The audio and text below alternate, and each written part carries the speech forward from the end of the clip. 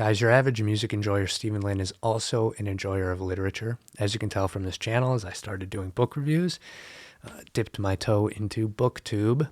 And what kindled my interest in that was the YouTube channel Horror Babble, which does tons and tons and tons of narrations of horror short stories.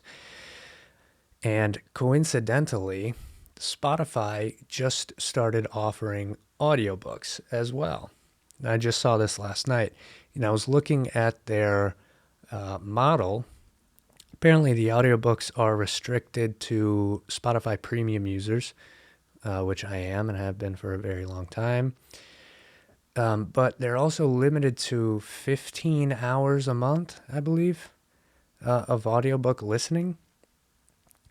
And it got me wondering why audiobooks are so much different than music in terms of their streaming models. Even Audible, I used Audible briefly at one point, and I think they limit you to like a few books a month as well. So you have to pick what books you want for that month, what 3 or 5 or whatever, and that's all you get to listen to. This really got me confused about why books are treated so much different than music. Everyone expects music to be free on YouTube or Spotify, Apple, whatever, but nobody expects that of audiobooks. The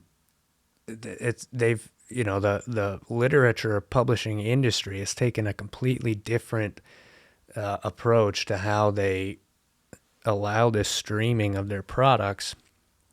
They're so much more expensive. An audiobook might be like $50 if you actually purchase it. I remember being a kid and getting all the Lord of the Rings audiobooks on CDs, and I think they were like $50 each. An album is like $10, or free now, everywhere, all the time. Everybody just gets music for free. It's like the air. And I don't really understand why. I can see audiobooks being very long, sometimes like 20 hours. But what do you need to record an audiobook? You need one guy, one microphone, an interface.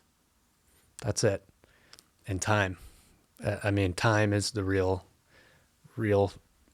cost there. Otherwise, you can get like a mic like this, an interface, a DAW is free.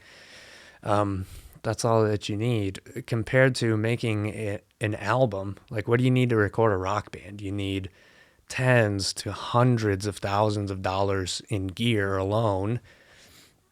You need guitars. The guitar player is going to have a couple different guitars, 2 electrics, an acoustic, a couple different amps, pedals. The bass player is going to have probably just one bass and no amp, because bass players tend to be kind of deadbeats with no gear, but maybe he borrows an amp, or just goes DI. And then the drum kit, got shells, skins, cymbals, hardware, dozens of mics on the drums.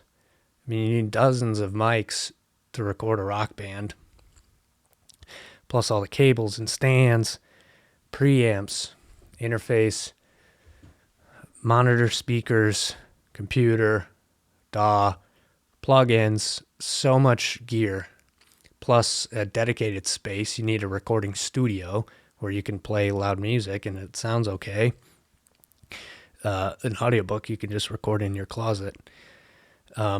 Plus you need engineers to operate all that stuff for you, because probably as the band, you're not going to be doing that while you're playing. So it just takes... It takes so much more effort, I feel, to record an album, especially if it's a big album. Obviously, stuff is a lot cheaper these days. I made an album. It's got like 1 million views on YouTube. I recorded it all in a spare room in my house. You can look around here. I have a very humble studio.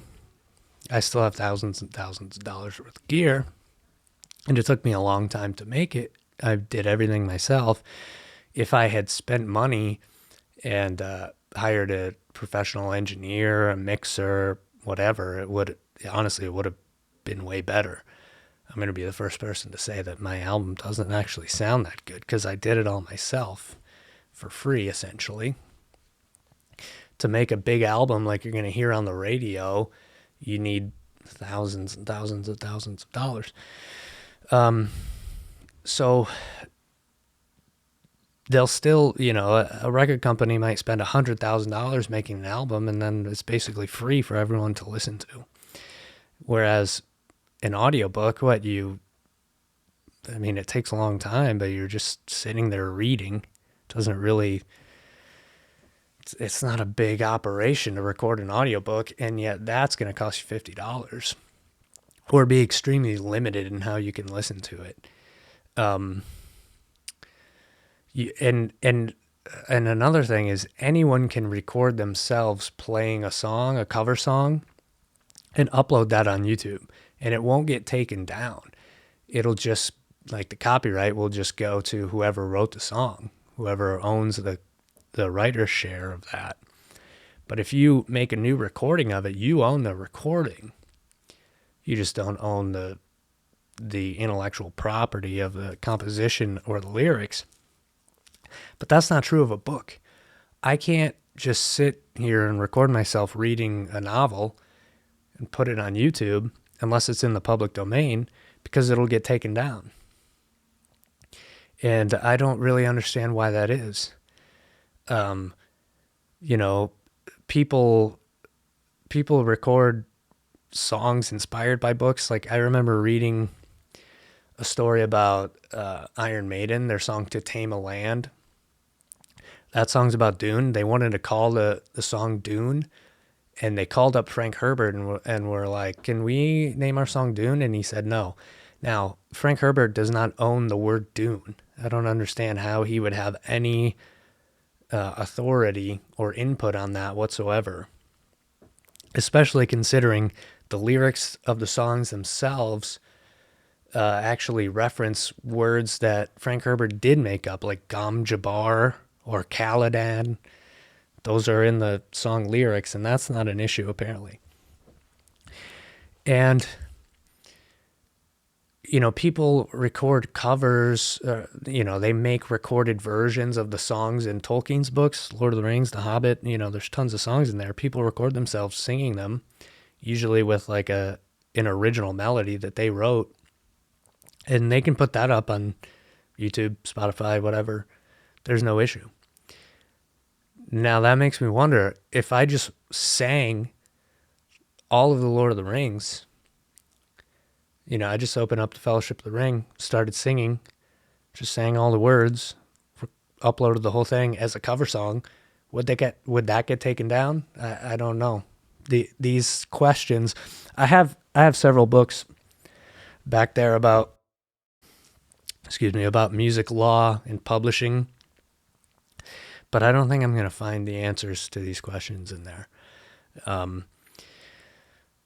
I'd probably have to talk to an entertainment lawyer or something. But can I sing a whole book and just upload that as a cover song? If it's an original melody, it doesn't have to be a complicated melody. I don't know. But it does make me wonder why the music industry didn't protect their products the same way that the book publishing industry did. Because everybody knows that the music industry dropped the ball when piracy and streaming started coming around. Streaming, I guess, was a compromise compared to when I was a kid. We would just download albums illegally and have them forever on our hard drives, on our iPods. So streaming is kind of a compromise there between physically purchasing an album or, paying for the whole record on iTunes or whatever, and piracy.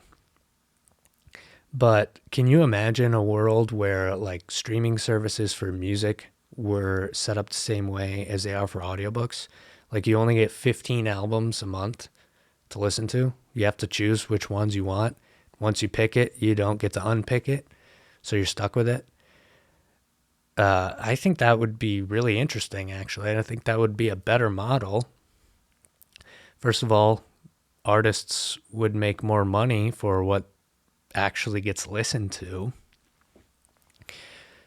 And it would be, it would make people appreciate the music more too, I think, because this was a thing when, when you had to buy albums. I remember buying like cassette tapes as a kid. Maybe you heard a song on the radio that you really liked. You went out and you bought you know, whether it's the vinyl record, the cassette tape, the CD, you know, there might only, you might find that there's only two or three good songs on there. But especially with records and with tapes, you end up listening to the whole thing because you can't just skip straight to the song that you want. Especially on a tape, you have to fast forward the tape, which is tedious and inconvenient. So, if there's two songs that you like and there's two songs in between them, you're going to listen to the songs in between as well, because otherwise you have to grab the tape and fast forward. And then as you listen to those songs, you end up liking them more. Because the more that you listen to something, the more that you like it. So if you were limited on Spotify to just having 15 albums a month that you were allowed to listen to, you'd listen to them more and you would enjoy them more, because you wouldn't have infinite possibilities. As the streaming model is now, it's basically the radio model, which is radios, you have to buy the radio itself, but you didn't have to pay to listen to the radio. It was free, but it had advertising. So that's what streaming is. Basically, it's what YouTube and Spotify do. So if you're listening for free, if you're not paying for it, you have to listen to advertisements.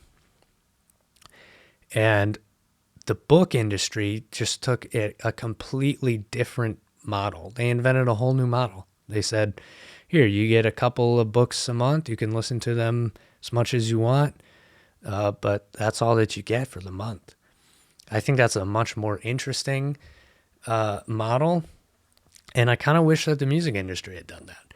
Now, nobody ever would have heard of me if that were the case, but so what?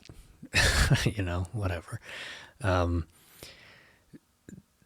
Our present streaming model and the sort of attitude that music should be free all the time, all music free all the time, just completely devalued the art form, which I think is a way greater art form than the book, the novel, or the short story, novella, whatever. Storytelling, verbal storytelling. Music, I think, is just so much more powerful. And the fact that it is expected to just be there all the time for you for free, I think is evidence that most people also feel that way. I mean, far fewer people read books than listen to music. So I think music moves people in a much greater way. But the appreciation of it as an art form, definitely as an album, as an art form, the appreciation for that has just gone completely out the window. There's probably only like 12 Zoomers in the world that listen to albums all the way through. You put the first song on and you listen to the end. Probably not a lot of people doing that.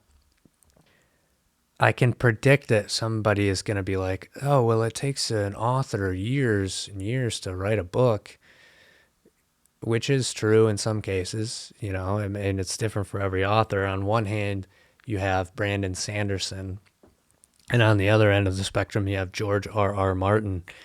But either way, it's not like musicians just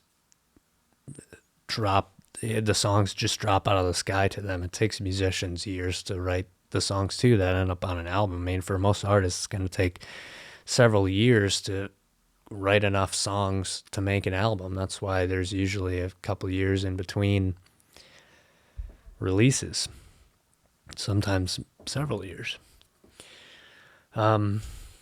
Just got me thinking, speculating, imagining what the world would have been like if the music industry had actually protected their products and their artists in the same way that the book publishing industry has done.